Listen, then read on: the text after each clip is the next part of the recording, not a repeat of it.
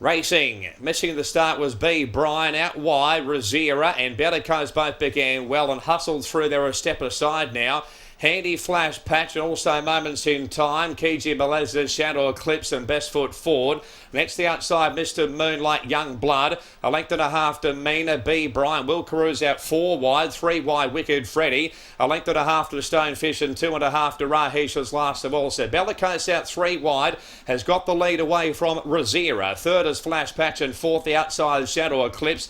Fifth over on the inside there at a step aside. A length and a half to Moments in Time over on the inside is Kiji Beleza. Best Foot Forward, Young Blood, Mr. Moonlight, B. Brian. Next one there is Mina. 3 wide Will Carews and third last Rahish and second last Stonefish and 3 wide last of all is Wicked Freddy at the 550 and Bellicose by length and a half from Razira. Flash Patch in third. Forward Shadow Eclipse the outside. Step aside getting into the clear. Next one there is Moments in Time and Young Blood at the 350, still about 7 lengths off the leader. Bellicose a length and a half clear from Razira. Here step aside down the outside chiming in. They're clear from Will Carews running home as well, but step aside's run to the lead now. Bellicose over on the inside. Will Carews coming late and likewise Young Blood. Step aside in front from Will Carews and Young Blood. Step aside in front near the line and Step Aside has won the first from photos between Will Carews out wide and Young Blood, Will Carews. Not sure fourth. Stonefish, Bellicose and Kiji Beleza followed for the back by Best Foot Forward.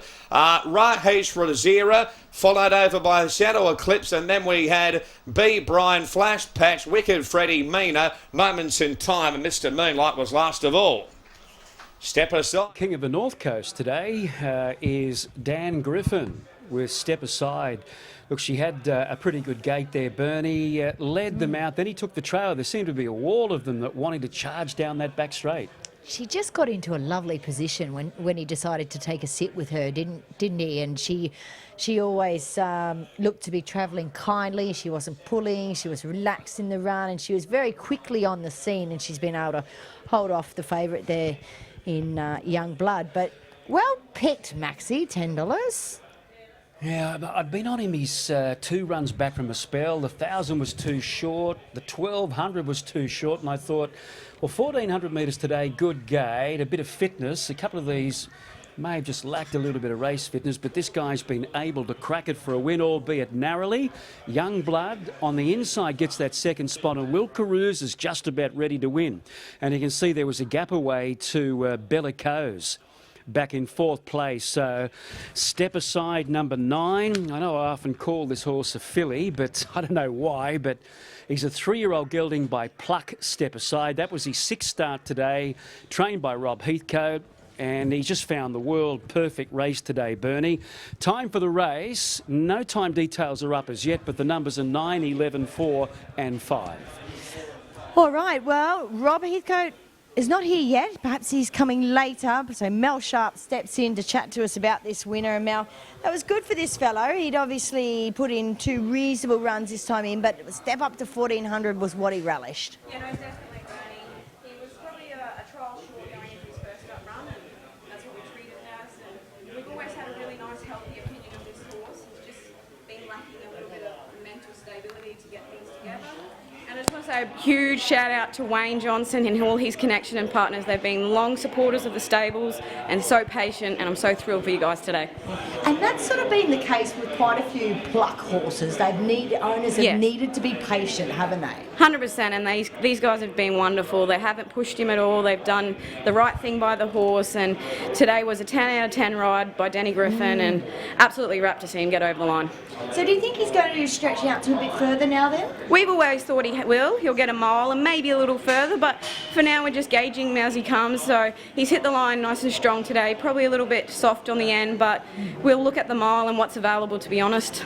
How's the rest of the team shaping up for today, do you think? It's a big day for the stables today. We've got 12 runners, so there's some hard races. There's some quality horses we're up against, but we're pretty happy with the team, and everything's going well. Any of your favourites in today?